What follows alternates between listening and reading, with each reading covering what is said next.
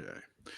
Testing. Yep, there we go. Hello, everybody. Welcome back to another Future in Space Hangout sponsored by the American Astronautical Society. My name is Tony Darnell from Deep Astronomy, and today we're going to be talking about public-private partnerships in space. We've got a great panel assembled for you today, and I want to let you know right before I bring up this great panel and introduce them to you, I want to let you know that we are streaming on the YouTube channels of both the AAS and Deep Astronomy, as well as all of the Deep Astronomy platforms on Facebook, Twitter, and Twitch. I am monitoring all of the chats, and so what we hope you'll do is, as we are discussing discussing our topic today, you will chat with us. Tell us what you think. Leave us comments. I will be monitoring them, and then we will have at the end of our discussion time for some Q&A, which I will bring up and moderate toward the end of the discussion. So we hope you enjoy this discussion. Let me bring up and introduce the moderator for today. Her name is Jamil Castillo. She is the space policy and digital communications person for the Coalition for the Deep Space Exploration. Jamil, welcome, and I am going to hand it off to you for the moderation. Thank you, Tony. Hello, everyone. Thank you for being here. Like Tony said, I'm Jamil Castillo with the Coalition for Deep Space Exploration, and I really want to thank you for joining us today to talk about public-private partnerships in space. Now, public-private partnerships are not a new concept, and you might have come across some form of it here on Earth, like a highway built with private capital in advance. But public-private partnerships have also become more of a relevant topic in space as we see government agencies such as NASA opening up to partner with the private sector. But to talk to us a little bit more about what this looks like, the mechanisms through which the partnerships are happening or will happen in the future, some market-related questions, I have three really stellar speakers here that I'm very excited and proud to be talking to today. And I'm going to quickly introduce them and we'll jump to our conversation. So I have doctors, all of them had doctorate degrees, Dr. Tom Colvin, Lynne, Dittmar, and Alex McDonald. Tom Colvin is a research staff member at the Science and Technology Policy Institute, known as STIPI. STIPI is a federally funded research and development center created by Congress to provide independent, unbiased analyses for the U.S. federal government. He has a PhD in aerospace engineering and works almost exclusively on the policy and analysis of future space technologies. Prior to STIPI, he was an AAAS Science and Technology Fellow working in the Department of Defense. Lynne Dittmar is Executive Vice President for Government Operations and Strategic Communications for Axiom Space, which is building the world's first commercial space station. She is a member of the User Advisory Group of the National Space Council, advises the FAA's Office of Commercial Space Transportation, and is a former president and CEO of the Coalition for Deep Space Exploration. That sounds incredibly familiar to me. And Alex McDonald, last but not least, is the chief economist at NASA. In this capacity, he has worked on developing the Artemis program at NASA's strategy for commercial low Earth orbit activities, including serving as a program executive for the ISS National Lab. He has served at NASA in a variety of capacities for over a decade, including roles at NASA Ames, JPL, and as a program executive of NASA's Emerging Space Office at NASA headquarters. He is the author and editor of a number of NASA reports, as well as the book, The Long Space Age, An Economic History of U.S. Space Exploration. So I want to jump straight into the questions. And Tom, why don't I start with you to paint us the big picture here, of definition and nature of public-private partnerships. And, we know they fall into different categories within a spectrum. Why don't you give us an overview of the various types in space and in terrestrial industry, and talk maybe a little bit about some of the characteristics that the partnership has to comply with to actually be called a public-private partnership. So go ahead. Great, thanks. Hi, everyone. Great to see everyone. I'll also just shameless plug for Alex. Alex's book is fantastic, so please go read it. So, Jamil, as you mentioned, public-private partnerships aren't really a new concept, and in the terrestrial industry, they get used an awful lot. But the terrestrial and space communities tend to use them differently. We seem to mean different things. And so we have to be careful when speaking to people outside of the space industry to make sure they understand what we mean. So I'll just give a quick kind of overview of the difference, which is at the most general level, a public-private partnership, which also gets called PPPs, is an arrangement between a government entity and a private company or companies to provide some kind of good or service. Now, terrestrially, PPPs are used to provide generally public goods and services like roads and water treatment and power generation and distribution. And they almost always involve one or more private companies forming a new corporation called a special purpose vehicle whose sole responsibility is to work with the government to achieve the goals set out for that public-private partnership. And these new corporations may have a relatively light touch where the company just designs and builds the road or the dam or whatever, and then transfers the ownership of the facility over to the government. Or that company may stay engaged for longer by providing maintenance services on the infrastructure, operating it on the government's behalf, or even having the corporation retain ownership until their investment is repaid.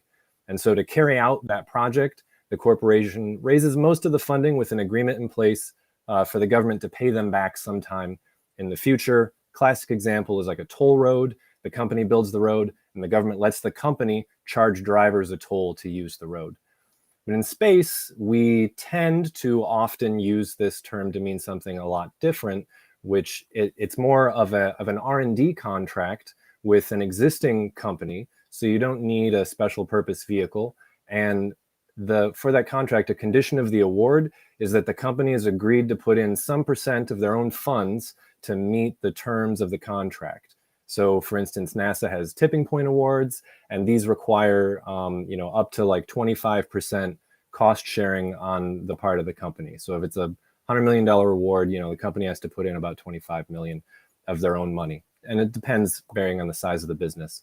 And I think I've heard of some other awards through like the Next Step broad agency, agreements or announcements that have, received even greater buy-in. But I'll leave that to Alex. He probably knows more about that. The point, though, is that a huge difference here is that NASA's supporting technology development with their PPPs. And while they fund R&D that, looks like it'll be useful for them, the contracts don't generally put NASA or anyone in the position of being a customer or taking, delivery of all this stuff at the very end. And so there's not as much reassurance that the company will be able to recoup their investment. And as a final point, for both in space and terrestrial industries, the companies won't engage unless there's a reasonable expectation of profit after the system has been built or the activity has been completed.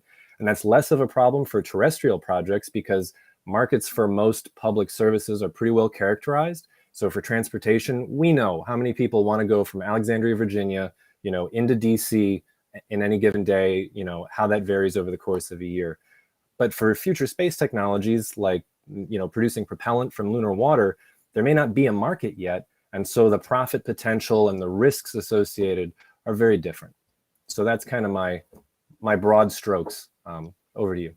Yeah, thank you, Tom. And that is perfect for me to ask now, Alex. How does NASA think about public-private partnerships? Can you expand on that? And, can you give us examples of the different procurement mechanisms that NASA uses for this? Because I think that there's a little bit of a confusion out there that is only through, space agreements, but there are other contracting mechanisms that make the private sector have a little bit of more of a financial risk.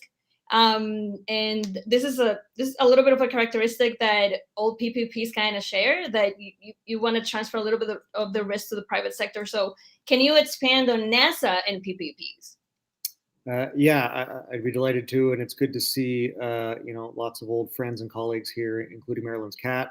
I think we've all kind of been experiencing public Zoom feline partnerships over the last couple of years, and they've been incredibly valuable. But in all seriousness, I think Tom really did a great job of outlining how the traditional form of public-private partnerships both informs the way in which we think about public-private partnerships in general at NASA, but is also quite different from it. It's worth noting that there is no such agreement you can get at NASA called a public-private partnership agreement. There are a wide variety of different agreements, and some of these can be considered public-private partnerships. depending on your definition. And so I tend to think about it, and I think NASA in general tends to think about public-private partnership style thinking. And that thinking really centers around two main concepts. And these are the idea of sharing costs with a private sector entity in a program or mission implementation, or sharing risk, and sometimes sharing both. And I would say that using those two concepts, there's really been a significant proliferation in public-private partnership style program implementation across the portfolio of NASA over the last decade or so. And Jamil, you mentioned there that Space Act agreements are perhaps the most well-known example of this. At this point, relatively well-known commercial orbital transportation systems, COTS funded Space Act agreements were really foundational in providing early funding support to a couple of the vehicles that then ultimately became our resupply services partners for resupplying the International Space Station with cargo. But there's a lot of other different ways in which I would say this public-private partnership thinking has been applied. I think when you look at the agreements that we have for adding a module to the International Space Station, there is a type of risk and cost sharing that is going on there that has been inspired by public-private partnerships and is a public-private partnership, but is very different than the traditional toll road type of PPP that you would see traditionally talked about. And so I think at NASA, we've kind of been inspired by this concept of public-private partnerships. And what has really changed in the last decade or so is a couple of things really on the private sector that has allowed NASA to engage in this much more extensively. One of the most important changes has been the significant shift in the available private funding for space activities in general. And maybe a decade ago, this started out with, very high net wealth individuals, billionaires who had a lot of interest in this. But over the last decade, we've really seen actually in some respects, some of those investments be simply eclipsed by private venture capital funding and now public markets funding. Something that really is actually a sufficiently novel phenomenon that we barely saw much of this in the last 10 years, up until the last couple of years. Although, of course, if you've been watching for a long time, you might be familiar with an earlier version of this cycle that happened in the 90s around low Earth orbit comm satellites. But we can talk about that in the discussion if we want. Long story short, at a certain level, that allowed for the capacity development of the private sector to then develop really a much more mature technical capacity in terms of rocket development, in terms of human spaceflight development, in terms of small satellite development. And the combination of increased private funding and the combination of the increased maturity of technical capabilities in the private sector has allowed for NASA program managers to utilize public-private partnership strategies in their program implementation in just a wide variety of ways. And just to list a couple of them, I mentioned obviously COTS and cargo delivery to the International Space Station. We're also seeing it in robotic cargo delivery to the lunar surface using a very simple services contract rather than a Space Act agreement. Although there were Space Act agreements called the Catalyst program that helped develop those capabilities in the first place. Then, of course, there's the HLS selection program, which uses a broad area announcement as a mechanism. And that's just on the lunar side. There's more of that in low Earth orbit.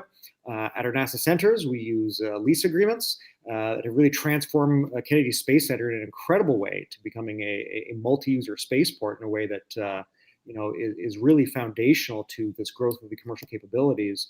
And we're also seeing public-private partnerships with a wide variety of mechanisms in Earth observation as well. So again, there is a wide variety of mechanisms. There is no one thing that is called a public-private partnership, but we have seen a very significant expansion of the use of public-private partnership strategies to implement programs, and we're seeing great results. Thank you, Alex. And I wanted to go to Mary Lynne next, so she can take us to the world of industry, take us from NASA to her realm now. And Mary Lynne, can you tell us more about Axiom Space and the nature of its relationship with NASA when it comes to the public-private partnership strategy, like Alex was saying? Can you expand on that? Sure. So thanks to AAS for the invitation to be here, and echo, it's good to see old friends and new ones. So really appreciate the opportunity to speak a little bit about Axiom. So to Alex's point, Axiom's contract with NASA, agreement with NASA, is a type of public-private partnership. It's a little different than some of the ones you may have heard about recently, because NASA is not paying Axiom for hardware development per se. What NASA is paying Axiom to do is provide data back to NASA, and also to work with NASA on providing insight to the space agency with regard to the development of the initial module and then subsequent modules. But this is the contract right now for the initial module that Axiom is developing that will be attached to the space station in one of the available ports. And the current schedule calls for Axiom to launch that module around mid to end of 2024. So the investment by NASA is to provide Axiom, first of all, exclusive access to that port. And so it doesn't quite capture the relationship just to say, well, there's a contract for data rights and for insight, because there's also an agreement to provide Axiom to the port, and also an agreement to allow Axiom to be working over time with NASA, with the International Space Station program, which will need to make modifications to the ISS structure itself as it currently exists in order to be able to accommodate a new module. So the relationship is, I don't want to use the word nuance, but it's multi-level, right?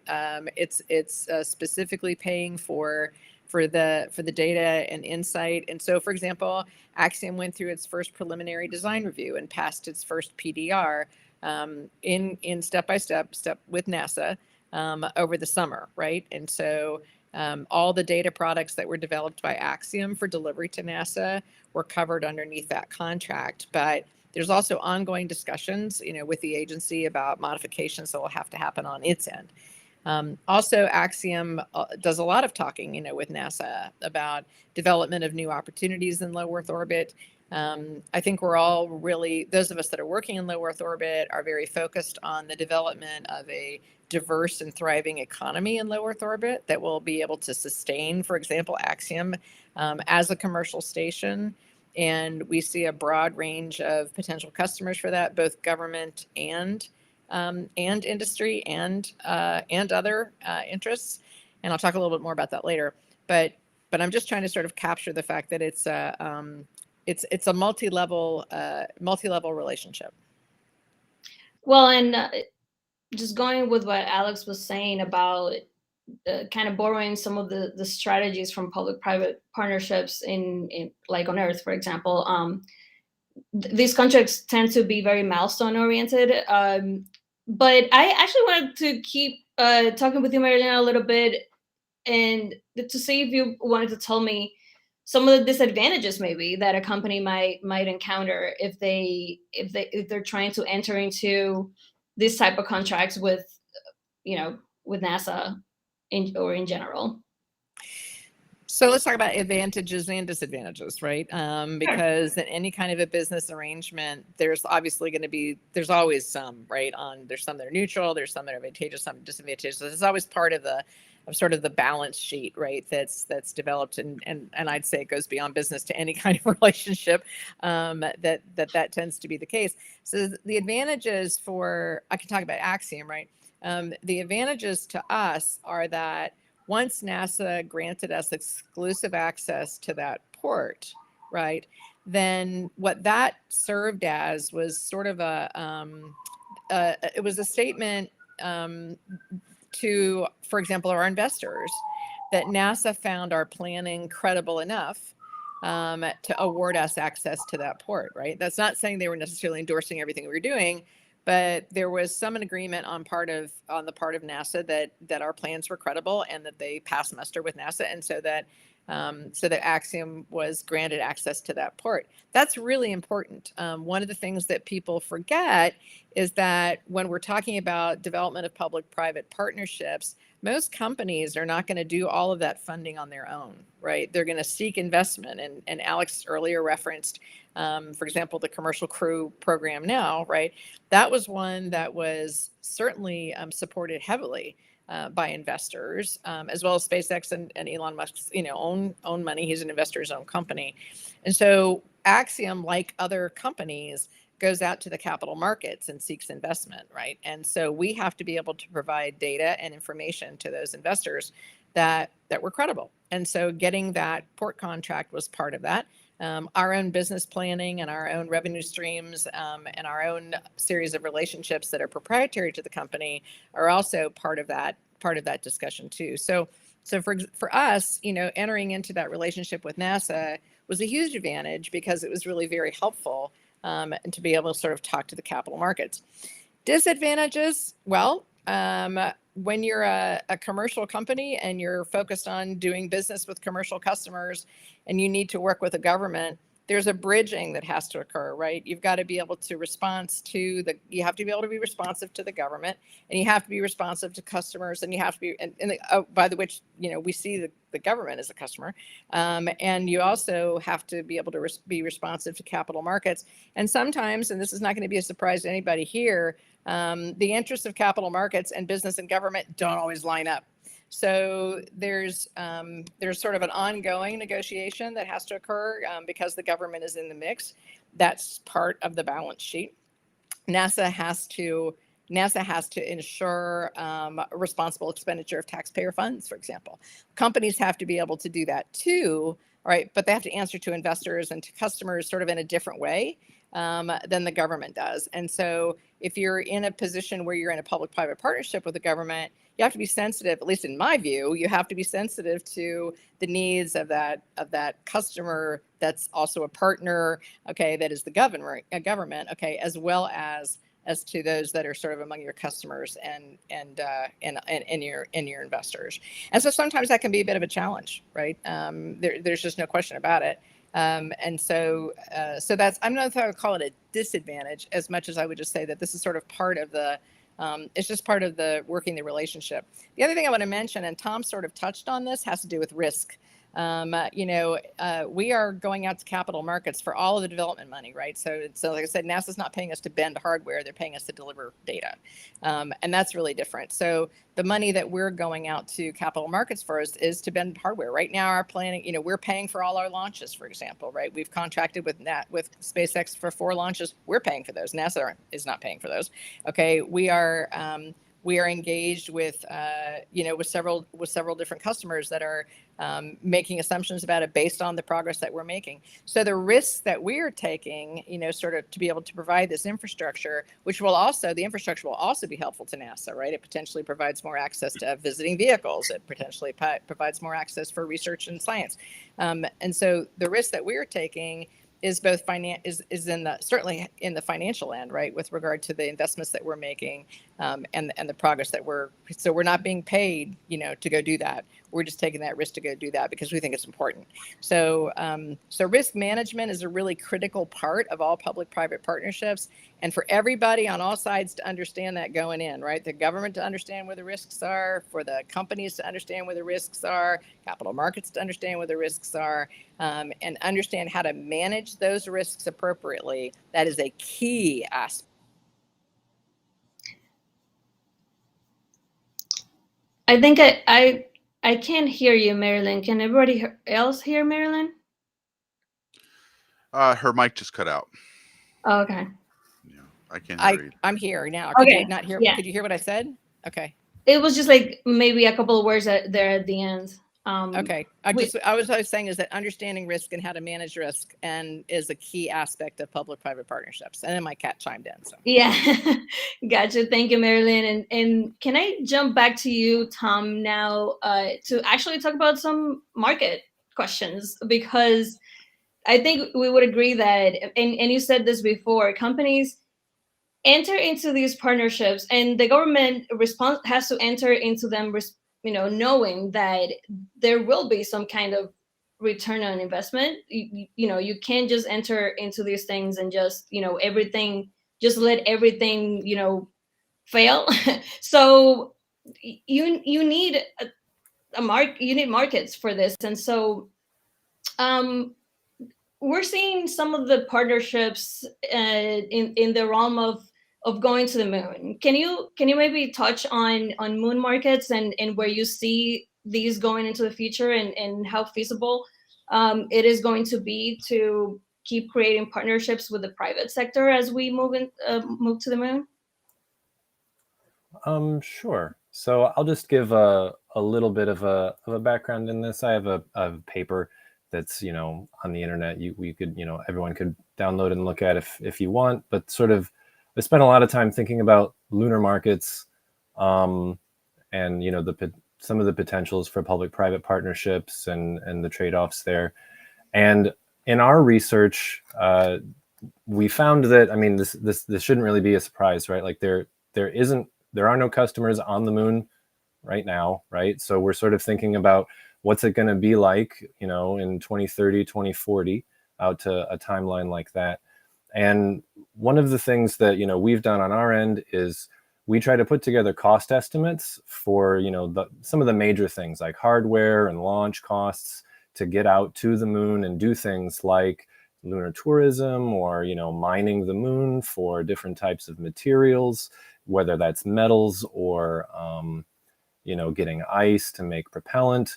And then once you have a sense for what the costs might be, not necessarily the price that people would pay, but what the costs might be, then you can start to make reasoned guesses based on, well, how many people might be buying and what quantities might they be buying, and will they spend enough money to sort of even cover your basic costs, forget about making a profit. And in our analysis, the only thing that really jumped out at us as being, and keep in mind, it's all speculative, right? Like it's just based on all the assumptions that we've made, was somewhat surprising to me was lunar tourism. So the idea that you could go and do, like an Apollo 8 style flyby, we've already seen someone pay for that, and don't know how much they paid, right? But so there is a customer that exists for this.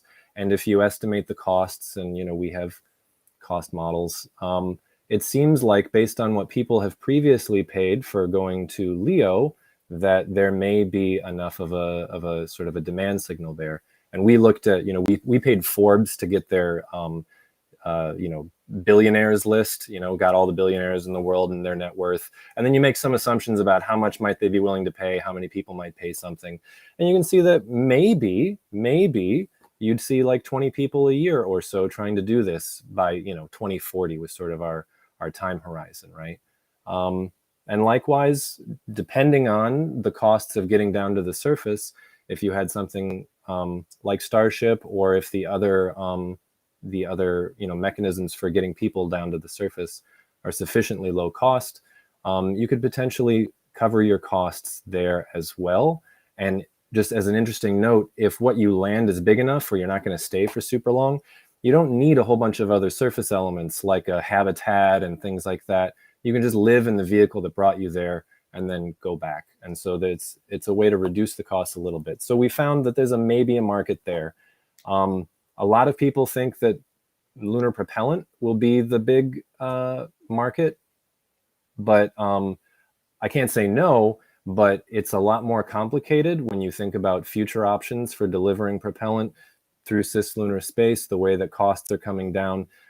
It is not clear at the volumes that might be demanded that it would be cheaper to pay to have all the mining rigs and all of that and do all of that on the moon and then deliver it to customers in cislunar space. I can't say I can't say one way or the other, but it's very complicated. And in speaking with investors who, actually have money in their pockets or in their accounts that, are interested in investing in this space, most people also agree, right, that at the moment, the profit potential is, everyone is hopeful, but it's too uncertain to make like big bets yet. And then so other than that, there's a lot of other things that people talk about that you could do, and I'm happy to go into it.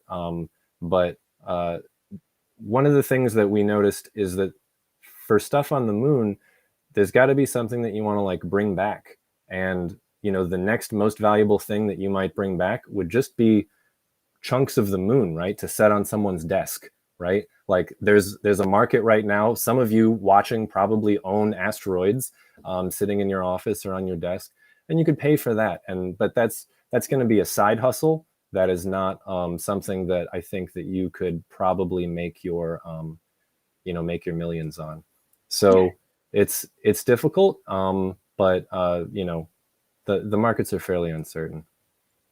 Thank you, Tom. But I wanted to get back to Alex now, and I mean, it's undeniable that NASA does have some government service contracts, Orion, for just as an example. And as you move a little bit more to what you're calling public-private partnerships, what is the future role of NASA? Do you see NASA changing a little bit as it moves, what it seems, more and more into other types of contracting mechanisms? Right now, you have a ton of actual NASA people working on hands-on these government programs in different locations across the U.S. But it seems like in these other partnerships, there's a little less involvement. Where you help the private sector develop these things. You have some supervisory thing, or the nature is a little different, and you don't have like a ton of people just like working hands-on, and like a ton of NASA engineers working on this. And so, do you see the role of NASA's role just changing in the future, or do you see is there always going to be a mixture? Can you talk to us about how NASA sees public partnerships into the future?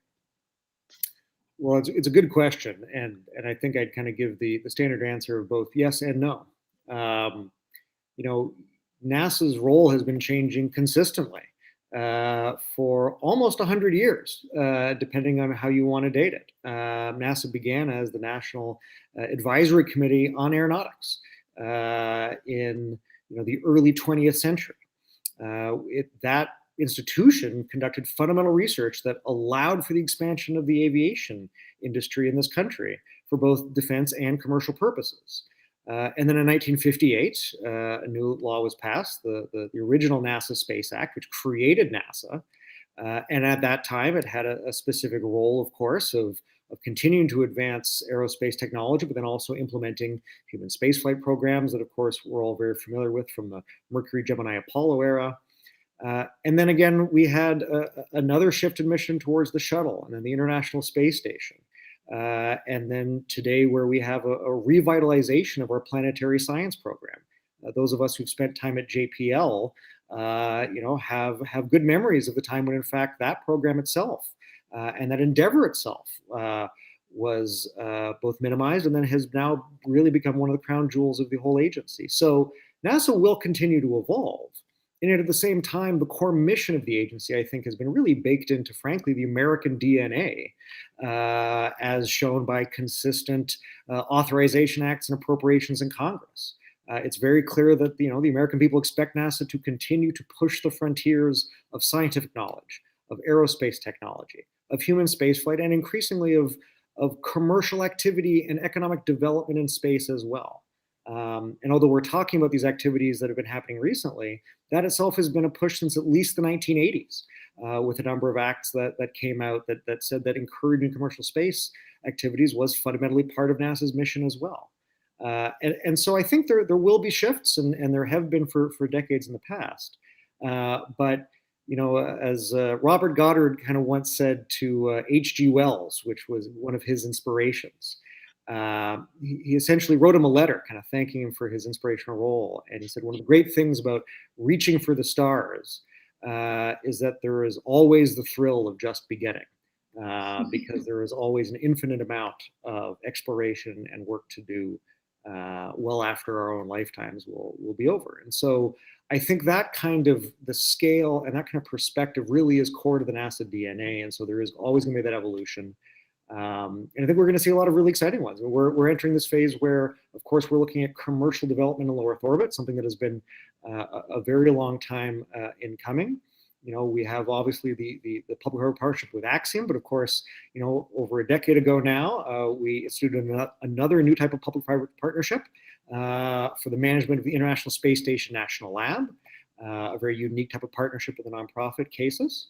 And of course, we now have a whole set of new public-private partnerships for commercial LEO destinations as well, funded spaceflight agreements that will ultimately lead to, a competition for human spaceflight services in low Earth orbit. And we hope that there will be such a private sector market that we may be able to purchase services on a multiplicity of platforms. That's TBD. That's going to depend on a lot of these types of dynamics that Marilyn is talking about, with private sector markets, all these types of things. And so already we're going to be seeing that evolution. Needless to say, the Artemis program is going to be its own evolution of how we implemented the Apollo program. That's going to be engaging with public partnerships much more fundamentally. But looking beyond that, we're also going to be able to enjoy, I think, in our lifetimes, public partnerships that see us explore other targets as well. Obviously, Mars being the most obvious one. I personally am fairly convinced that actually by the time we have heavy lift capabilities that allow us to go into deep space, people are going to start realizing that you can do a 1-year mission to Venus a lot easier than you can do a 2 or 3 year mission to Mars. You don't land, obviously, but you can go around it. So these capabilities, I think, are going to open up a whole new set of thinking, a whole new set of perspectives on what's going to be possible. And I think it's going to be incredibly exciting. And NASA is going to be honored to continue to lead the national effort in these civil exploration activities. Thank you, Alex. And I want to go to you, Marilyn, because I'm curious about the same line of question here. In the past, I know that you have been an advocate for certain government programs, and now you're talking about public-private partnerships more here. And I just wanted to see your thoughts on balancing this and where you see this going, maybe. First, I just a shout out to Alex that I think you need a Venus 2033 bumper sticker. Because we just lost our Mars 2033. I know. Right? I know. We're losing. For those that aren't following this, Representative Perlmutter, who always goes to the hearings on Capitol Hill on the House side with a Mars 2033 bumper sticker, has announced that he's going to retire. And Alex will not give up on this Venus thing. It's like, so I'm just saying, I think he needs one. So yeah, I mean, I certainly have. I'm still an advocate for government programs. I haven't changed my position, and actually, when I was advocating for government programs, I was also advocating for public-private partnerships. So I'm still the same, Mary Lynn. I must say, to talk about those, there are times that the government needs to sort of be the owner, and sometimes the developer and owner of certain systems. And the argument that's used often, I think in the public arena, is that this really has to do with the fact that the private industry can do this stuff, and so should be able to do it, and or it saves the money to do it through private industry, which is going to be the case in some cases and probably not in some others. But the bottom line is that the government has interests that are not always measured by the dollar. They are sometimes measured by the dollar, and I'm not saying that you don't take account of the dollar. You absolutely should. I mentioned earlier the government's responsibility for shepherding taxpayer dollars, and that's certainly very real. But the government has an interest in owning vehicles, and so, for example, we talk about the ones that are going to deep space. The heavy lift vehicle. There are reasons that are in many ways geopolitical, not entirely that, but geopolitical reasons why the U.S. government owning a super heavy lift vehicle is important, not the least in messaging other nations about the full faith and investment of the U.S. Congress in ensuring that the United States has access to deep space and will have access to deep space for some long period of time. And it's very hard to meet that same messaging and that same geopolitical requirement when you're working with a vehicle that may be generated by a private company or a privately owned company, because there are just considerations that are involved in the one that aren't in the other, and vice versa. And so I think there's real reasons for that. The other is that, in NASA's history, right, it's been supported by a broad array of bipartisan and bicameral, meaning both houses of Congress and both parties in Congress. And to be perfectly honest, the responsibility of elected representatives, if I have to remind everybody every now and then, you need to go back and reread the Constitution. It's like the responsibility of elected representatives is to bring back value to their districts.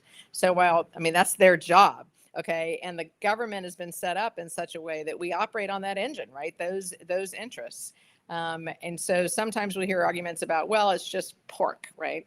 I'm going, well, yeah, but the fact that those representatives are interested in advancing technology in their districts, making sure that people have jobs to be able to go to that are skilled jobs, being able to support STEM, okay, and outreach, all of which the government can do, right, and does through these systems, okay, which is sometimes not going to be on the top agenda of private industry, okay.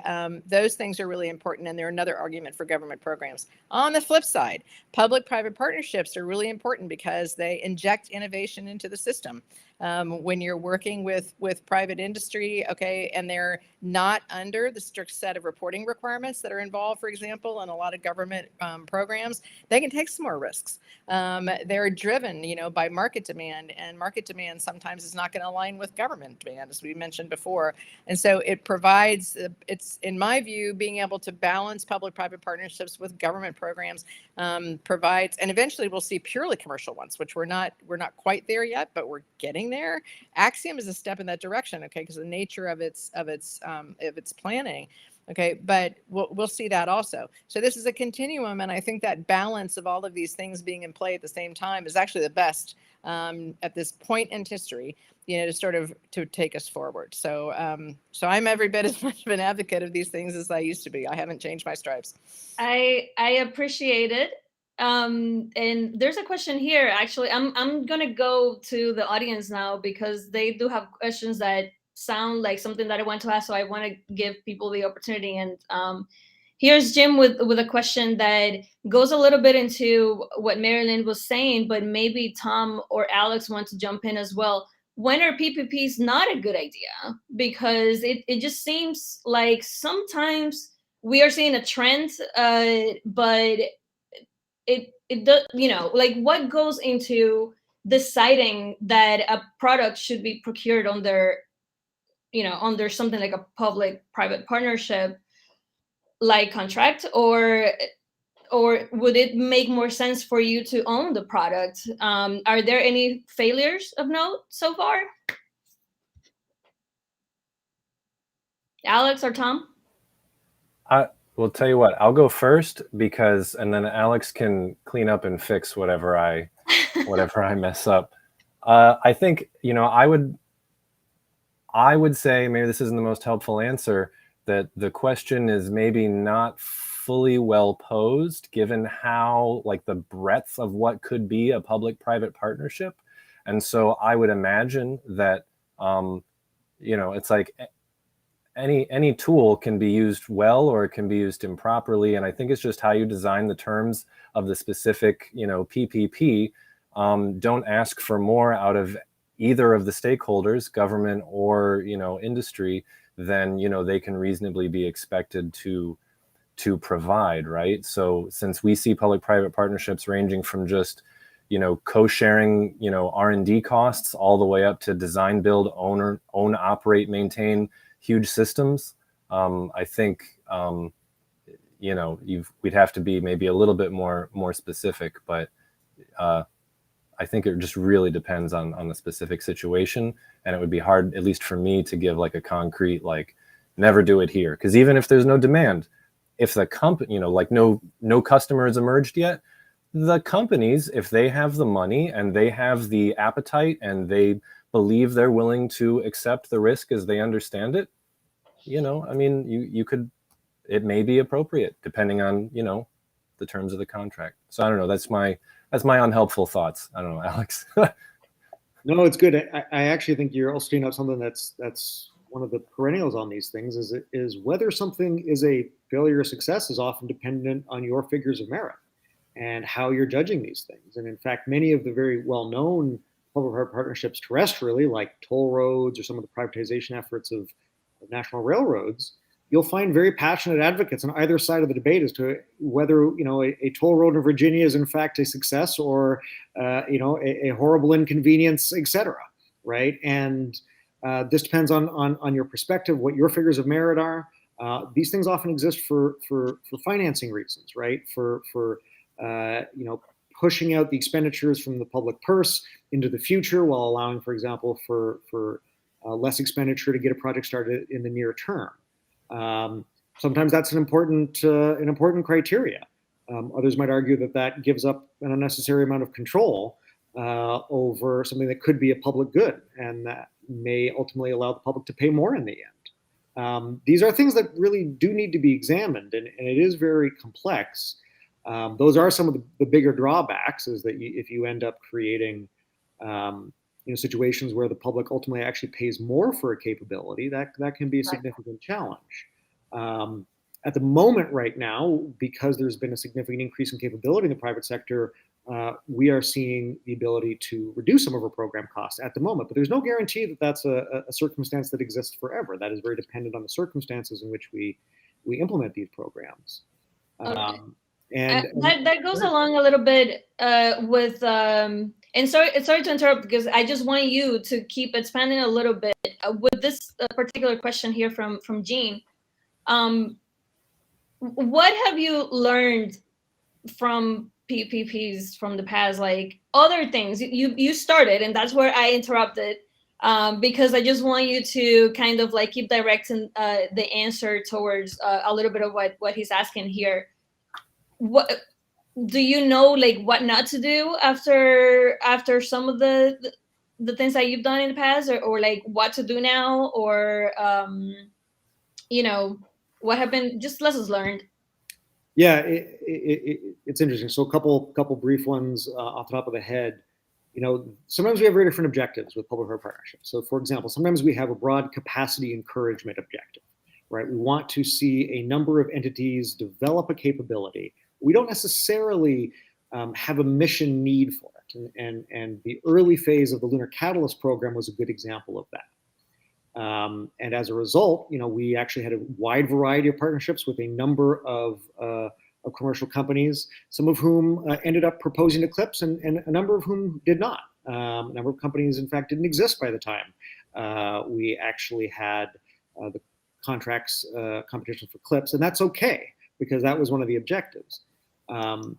And by the time we got around to Eclipse procurements, right, there was a very clear understanding that we were going to have to be paying for a very significant portion, and in fact, effectively equivalent to 100% of the estimated costs of low-cost lunar landers. I think one of the things we've also learned is really to do that economic due diligence. When I started doing some of this work well over a decade at NASA, we really didn't have a lot of capacity within the agency to look at business plans, to assess business plans. And certainly a lot of the private sector folks will point out that, there's still, ways to go on that. I would say that, NASA has worked with a number of venture capitalists over the years, hired them in-house, utilized these capabilities to do these types of assessments. We've engaged folks like Tom's study that he mentioned there. He didn't give the full name of it, but Demand Drivers of the Lunar Economy is a really excellent study, one of the foundational ones, actually, that we have been using to try to understand kind of what levels of public-private partnership, or I should say, what markets may be a reach at the moment, which markets might be things that it does make sense to double down on. Again, to reiterate Tom's point, there really isn't kind of one, golden rule. We could get into specific lessons learned from specific projects, but that probably isn't going to do anyone any good on this one. I will say, however, that we have learned that sometimes we have partnerships through unfunded Space Act agreements that ultimately do not come to pass, and we have seen sometimes resources maybe not best utilized, and we've become a little bit more discerning about how we do those, to be honest. If I could jump in to also sort of answer a little bit of this question, coming from the other end, there's a book that, if people are interested in, I ran up and grabbed just because I liked it, Historical Analogs for the Stimulation of Space Commerce by Roger Launius, NASA's historian. It goes through things like developing the Transcontinental Railroad, fostering the early aerospace industry, the telephone industry, the Tennessee Valley Authority for, providing power. I just, personally, I don't agree with some of the analysis in here. But regardless, it's a really fantastic background on all of these things put in the context of space. And I would recommend that people read it if they're interested in getting sort of, what are the different analogies and how might they fail or be appropriate in a space context. So that's all. And I'm going to jump on. Go ahead, Marilyn. Pile on one more. Just to build on what both Tom and Alex have said, one of the things that we know from terrestrial applications of some version of public-private partnership is if you're in an environment where you really need, like if the government is in an environment where it really needs goods or services or infrastructure to be developed by a certain time, and that time aspect of it, the temporal aspect of it, is the critical component, and then in turn is linked to demand from the market, okay, by that for that service or that capability, and yet you're in a situation where the market demand is uncertain, that might not be the best time to take the public-private partnership approach. It might be, okay, but the reason I'm sort of stringing all those things together is the comment that I made earlier about risk. It's very, and I think somebody, it might have been Alex or it might have been Tom, made the comment about objectives and goals. It's really important to understand, both for the government and for companies that are engaging in this sort of relationship, what are the goals? And there needs to be, and this is much easier said than done, there needs to be a common understanding of those goals. And since those I don't want to say sides, but parties to the agreement may come from pretty different perspectives, sometimes that is, like I said, it's easier said than done. So if someone said to me, when is this not a good idea? Okay, when do you think they're going to fail? And you know, I was going to generate a list of criteria. I would say if you're operating in an environment where all the parties don't have a common understanding of the goals or objectives, all the parties haven't thoroughly vetted what the risks are and how the management of those risks is going to go down, sort of an understanding of the situational awareness, right, of the environment in which the PPP is going to be operating. I would list those things as critical for the success of PPPs, which is not to say that means that if you embark on someone and they don't check all those boxes, that it's necessarily going to fail. I would just say that it's much riskier if those boxes are not checked. Thanks, Marilyn. And we have some minutes left. There's a question here that is a little bit of a supplement to what we've been talking about. So it's from Dave, and he asks, what are some of the mechanisms that the government can use to kind of stimulate demand? And I think Tom had something to say about that. If you want to jump into that one. Sure. So just since we're running low on time, just sort of briefly, I think more about the moon and things like that, and OSAM than low Earth orbit, right? So my comments would be maybe a bit more there. There aren't really markets for a lot of these things yet. Customers are nascent, but the government has the ability to be a customer of sorts. When it comes to the moon, a lot of people call, NASA needs to agree to buy this much propellant, and that would be a difficult thing to sort of really implement. But what could be done is maybe having a better sense for what NASA's or the broader government's tentative demand actually may be for different types of things, like OSAM services, or in closer to Earth orbit, or other things on the lunar surface or in LEO orbit.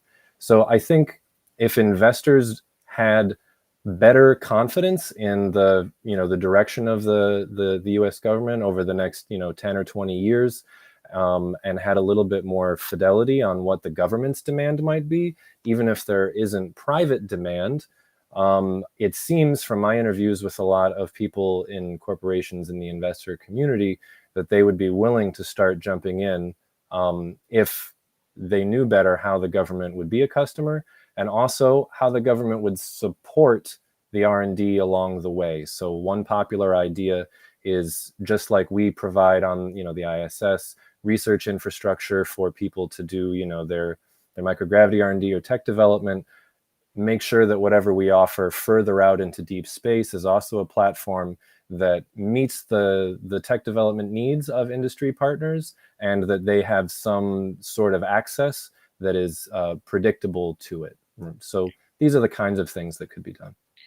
And Alex, does NASA actively look into, managing its own risk when it comes to, I don't know, you don't want to create, I guess, a situation where the government is ultimately going to use something as a service, but we'll have to like pay whatever one company says that they have to pay for, like a soup, for example. So like, do you actively look into, ways to control, the risks of public-private partnerships and not get NASA into like awkward situations? If you just want to comment on that as a final thought, and then I'll say bye to the panel. Sure, thanks, and also want to respond to Dave's comment there. Good to see Dave engaging as always. We do, and any discussion at a program level about how we're going to be procuring a service or investing in a capability or providing grants, we think about these dynamics of the suppliers. Many folks know here that we're dealing with things for which there's not necessarily often a huge commercial market, and yet we're also dealing with things that have increasing commercial markets, and we hope might someday have a huge commercial market. And so it's a constant evolving discussion and process. And people do think very carefully about these questions of where are we going to be needing this. And it gets to what Marilyn's saying about, is this something that in fact we as the people responsible for delivering objectives and services to the taxpayer, essentially, is this something that we are confident we're going to be able to be delivering with a given supply chain, with a given set of contracts, right? That's the responsibility of NASA in this ecosystem. I really do like Dave's question though, because it kind of gets to some of these perennial interests, and I do think Tom's paper is a good one to kind of look at some of these things, particularly related to limb repellent, et cetera. But I also kind of seeing Lynne there, I think about all the discussions we've had about kind of the importance of even just getting an economic system set up in low Earth orbit. And I really think it's an old lesson. We've learned it a long time ago, but it is well understood, I think, that we could not have done the type of innovative public-private partnership that got us COTS and CRS and commercial crew if we did not have a very well understood, very well characterized set of demand represented by the International Space Station. And we were able to establish that demand by setting out a national need for that permanent presence in low Earth orbit. We established that. We spent a significant amount of time and capital to develop it, to field it. And once we had that need in low Earth orbit, that allowed us to continue to innovate in the ways to supply it, create new capabilities to supply it, and ultimately supply new things to make better use of it. As folks may be aware, we're doing new things with the International Space Station every year, and we're once again really investing anew in making things in low Earth orbit, because the capabilities to do so have changed and the resupply environment has changed that is making that more economical. I think we're going to have to think similarly around the lunar surface. I know there's always a desire to go straight to the pre-purchase agreement for propellant. I do think that we got a ways to go. Even for commercial low Earth orbit, we're talking about having new capabilities by 2028, right? That's still a ways out. Lunar is not going to be much easier. And so I think we do need to, but at the same time, I think, NASA and Congress, we all need to put our heads together, the entire nation, of what is it on the lunar surface that we're going to be needing effectively in perpetuity, right? What mix of research questions and science questions and technology development and international partnerships? What is that set of activities that is going to merit the development of an economic ecosystem emerging? And I think that one is going to be a real critical question, actually. Yeah, thank you, Alex. And it's 3:59 here. Hard to believe. I have been learning so much and having so much fun with this, like, truly incredible three people here. And I want to thank everyone, and I want to thank the speakers and the American Astronautical Society for for having us here today. I hope everyone learned something, and I am really grateful for the insightful conversation that we've had here. We definitely touched on many different points in this hour, so I really appreciate the conversation. And over to you, Tony. All right. Yeah. Thanks, Jamil. I want to thank all of you guys for watching. This is been brought to you again by the American Astronautical Society. We will be doing another one of these next month. Jim and I are working out the details on that now. So we're doing this usually on the third Thursday of each month. So please look for the next one coming up in February. Thank you all so much for watching. I'm Tony Darnell from Deep Astronomy. Thank you, and keep looking up.